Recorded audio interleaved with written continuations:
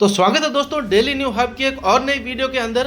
तो आज की इस वीडियो में हम कवर करने वाले हैं इंडिया और अफगानिस्तान के बीच में होने जा रहे थर्ड T20 इंटरनेशनल मैच को, जो खेला जाएगा 17 जनवरी को शाम 7 बजे। और ये मुकाबला होने जा रहा है बेंगलोर के एम चिन्नास्वामी स्टेडियम में। तो आज की इस वीडियो में हम क्या क्या बात करेंगे, पहले उसे देखो। आज की इस वीडियो में हम बात करेंगे इन दोनों टीमों की पॉसिबल प्लेइंग 11 के बारे में कि क्या चेंजेस होने वाले हैं, और अगर चेंजेस होते हैं तो किस प्लेयर्स को किसकी जगह रिप्लेस किया जाएगा। ये फिर हम लोग देखेंगे कि किस प्लेयर्स ने हेड टू हेड मैच में कितने मुकाबले खेले हैं और उनकी क्या परफॉर्मेंस रही थी। साथ के साथ हम ये भी देखने वाले हैं कि बेंगलोर में एम चिन्नास्वामी स्टेडियम की पिच किसको फेवर करती है और एवरेज स्कोर क्या रहने वाला है। उसके अलावा इन दोनों टीमों के सभी प्लेयर्स की रीसेंट फॉर्म को देख करके एक बेहतरीन और यूनिक ड्रीम 11 की टीम तैयार करने वाले हैं। तो इसलिए दोस्तों आज की वीडियो आपके लिए बहुत इंपॉर्टेंट होने वाली है, तो वीडियो को शुरू से एंड तक देखना ताकि इस मैच को लेकर के आपके मन में जितने भी डाउट्स हैं वो क्लियर हो सके। तो चलिए इस वीडियो को स्टार्ट करते हैं और सबसे पहले जानते हैं कि इस वेन्यू पे पिच का बिहेवियर कैसा रहने वाला है।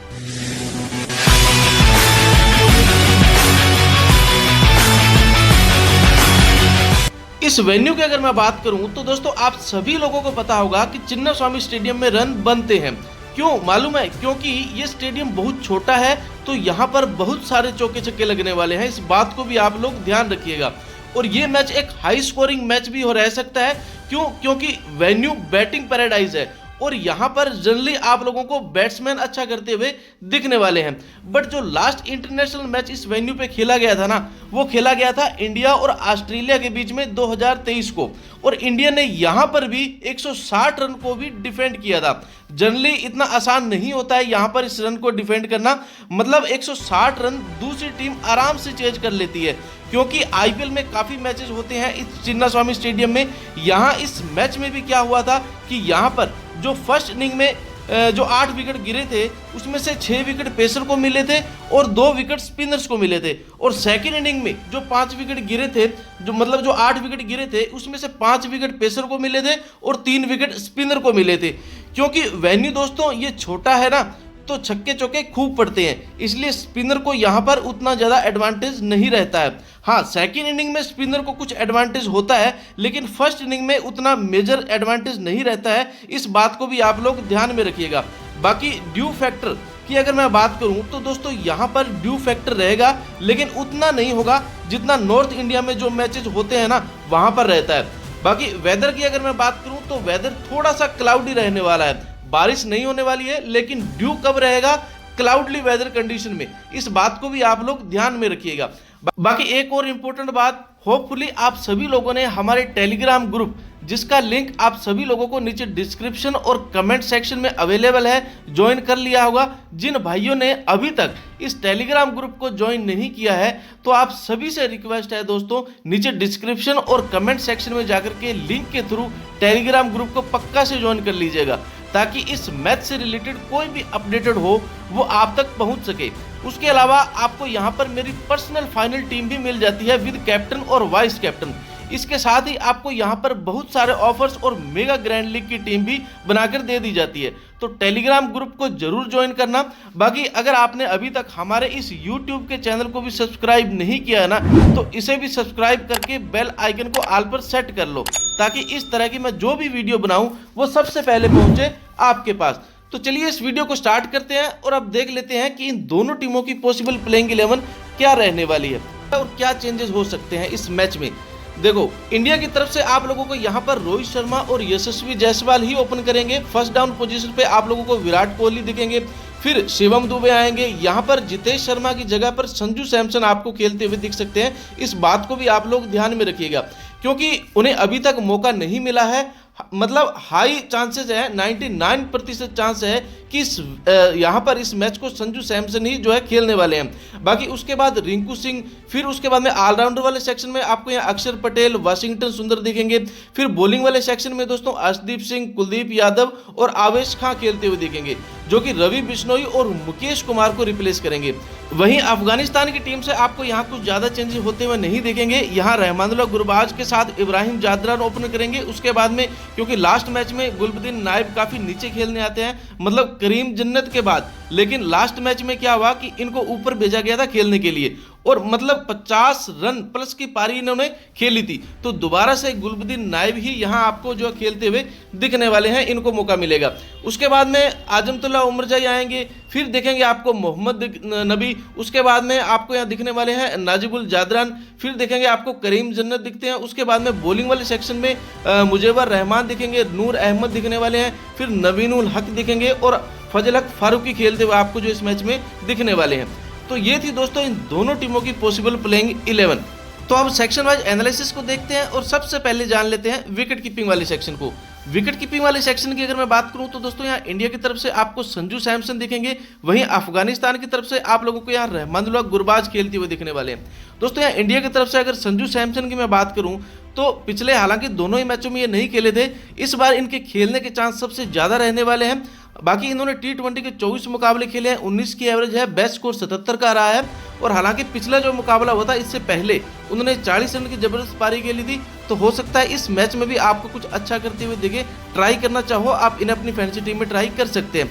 फिर दोस्तों रहमानुल्लाह गुरबाज की अगर मैं बात करूं तो पिछले मुकाबले में ये फ्लॉप हुए थे, सिर्फ 14 रन की पारी खेली थी। बाकी उससे पहले उन्होंने 23 रन की पारी खेल रखी है और एक बार इन्होंने देखो यहाँ 100 रन की भी पारी खेल रखी है। और T20 के उन्होंने 48 मुकाबले खेल रखे हैं, 25 की एवरेज है, बेस्ट स्कोर 100 का रहा है। तो यहाँ देखा जाए तो हेड टू हेड के उन्होंने 4 मुकाबले खेले हैं, 14 की एवरेज दी है, बेस्ट स्कोर 23 का रहा है। तो यहाँ रहमानुल्लाह गुरबाज आपके लिए काफी इंपॉर्टेंट प्लेयर होंगे। बाकी मैं कहूंगा आप संजू सैमसन को ड्रॉप करके इस बार रहमानुल्लाह गुरबाज को अपनी फैंसी टीम में आप जरूर ट्राई करना। फिर दोस्तों आप बात कर लेते हैं बैटिंग वाले सेक्शन की। तो बैटिंग वाले सेक्शन से आपको इंडिया की तरफ से रोहित शर्मा, यशस्वी जायसवाल, विराट कोहली और रिंकू सिंह दिखेंगे। वहीं अफगानिस्तान की तरफ से आप लोगों को इब्राहिम जादरान और नाजिबुल जादरान दिखने वाले हैं। दोस्तों यहाँ रोहित शर्मा की अगर बात करूं तो ये दोनों ही मैचों में अभी तक फ्लॉप ही हुए हैं, लेकिन इस वाले मैच में हो सकता है ये 30 रन प्लस का स्कोर करते हुए आपको दिखे।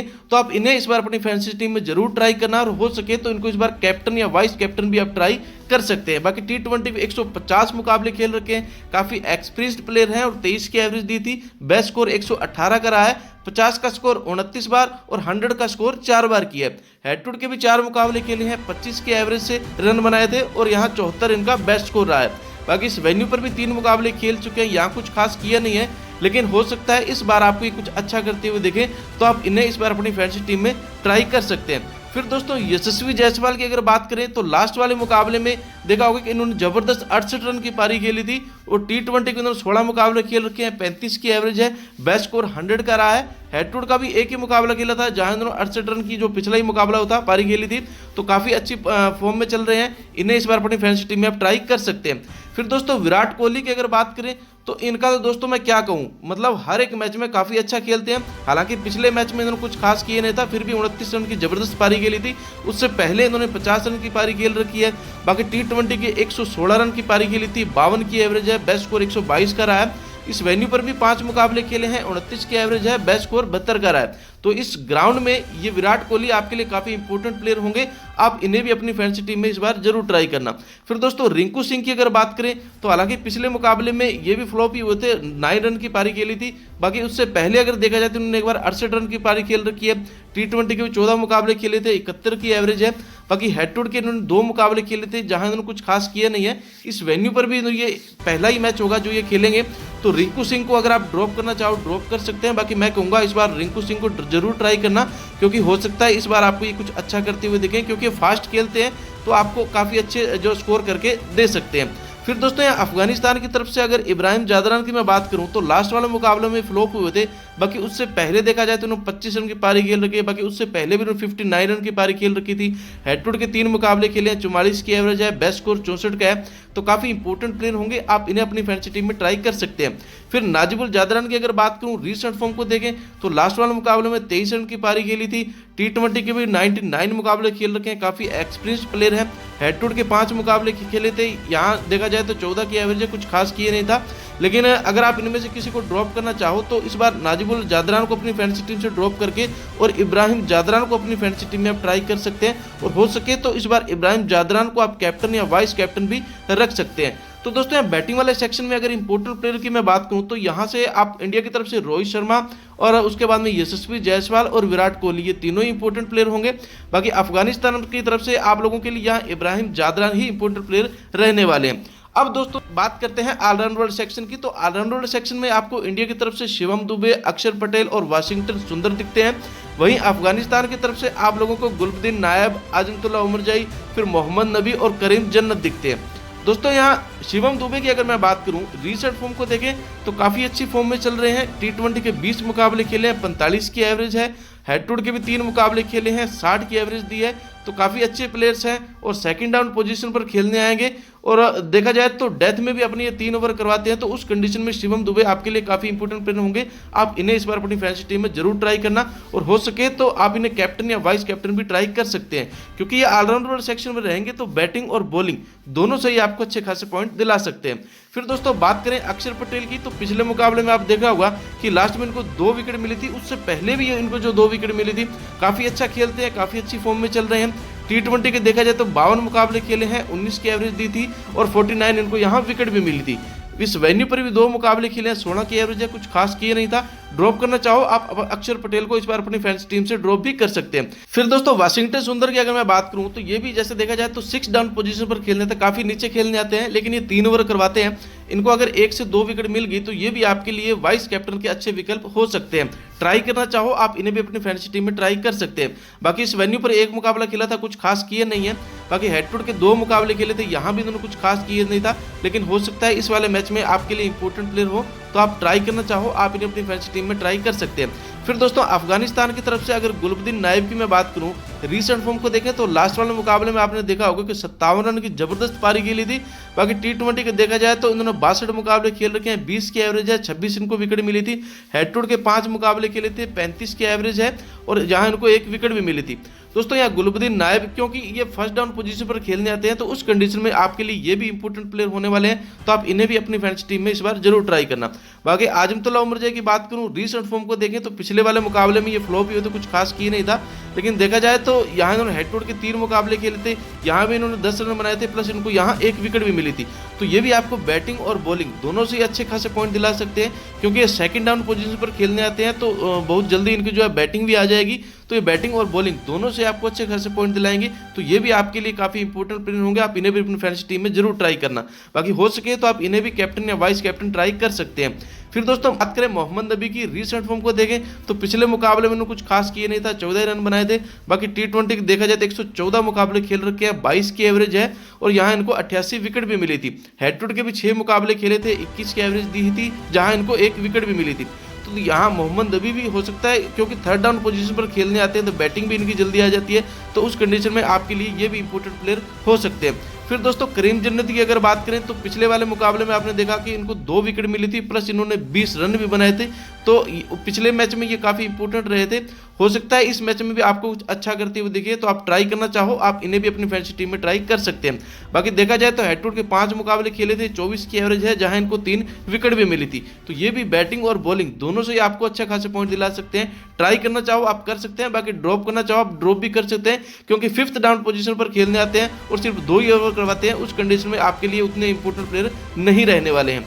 फिर दोस्तों आप बात कर लेते हैं लास्ट बॉलिंग वाले सेक्शन की। तो बॉलिंग वाले सेक्शन में इंडिया की तरफ से आपको अर्शदीप सिंह, फिर कुलदीप यादव और आवेश खान दिखते हैं। वहीं अफगानिस्तान की तरफ से आपको फजल हक फारूकी, नवीनुल हक, मुजीबर रहमान और नूर अहमद दिखते हैं। यहाँ दोस्तों इंडिया की तरफ से अगर अर्शदीप सिंह की मैं बात करूं तो ये ओपन और डेथ दोनों में बॉलिंग करवाते हैं, अपने पूरे 4 ओवर करवाते हैं। बाकी यहाँ देखा जाए तो हेड टू हेड के 4 मुकाबले खेले थे टोटल, जहाँ देखा जाए तो 5 विकेट मिली है। फास्ट बॉलर है, यहाँ देखा मैंने आपको पहले ही बताया था कि इस पिच पर स्पिनर के मुकाबले फास्ट बॉलर को ज़्यादा एडवांटेज है। हालांकि पिछले मुकाबले में इनको 3 विकेट मिली थी, लेकिन हो सकता है इस वाले मैच में आपको 1 से 2 विकेट ये भी पक्का निकालते हुए दिख सकते हैं। फिर दोस्तों बात करें कुलदीप यादव की, रीसेंट फॉर्म को देखें तो कुछ खास नहीं है। हालांकि पिछले मुकाबले में जो इनको हुआ था उसमें इन्होंने 5 विकेट ली थी। बाकी T20 के भी 35 मुकाबले खेल रखे हैं, 58 को विकेट मिली थी। ट्राई करना चाहो आप इन्हें भी ट्राई कर सकते हैं, लेकिन अगर ये सेकंड इनिंग में बॉलिंग करवाते हैं तो उस केस में आपके लिए इंपॉर्टेंट प्लेयर होंगे। बाकी फर्स्ट इनिंग में अगर ये बॉलिंग करवाते हैं तो उस टाइम में ये आपके लिए उतने इंपॉर्टेंट प्लेयर नहीं रहने वाले हैं। ड्रॉप करना चाहो आप इन्हें अपनी फैंटेसी टीम से ड्रॉप भी कर सकते हैं। फिर दोस्तों आवेश खान की अगर मैं बात करूं, रीसेंट फॉर्म को देखें तो ठीक ठाक फॉर्म में कुछ खास नहीं है। एक बार इनको यहाँ 3 विकेट मिली थी। बाकी या T20 के 21 मुकाबले खेल रखे हैं, 18 टोटल इनको विकेट मिली है।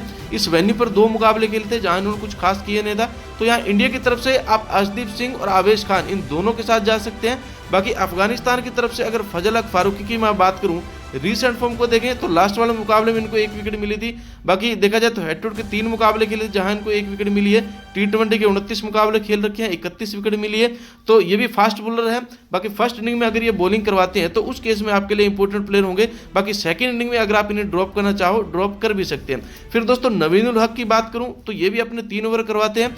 T20 के 32 मुकाबले खेल रखे हैं, टोटल 40 विकेट मिली है। और हेड टू हेड के भी 3 मुकाबले खेले थे जहां इनको 1 विकेट भी मिली है। अभी तक इन्होंने कुछ खास किया नहीं है, लेकिन आप देख सकते हैं कि यहाँ एक बार इनको 4 विकेट भी मिली थी।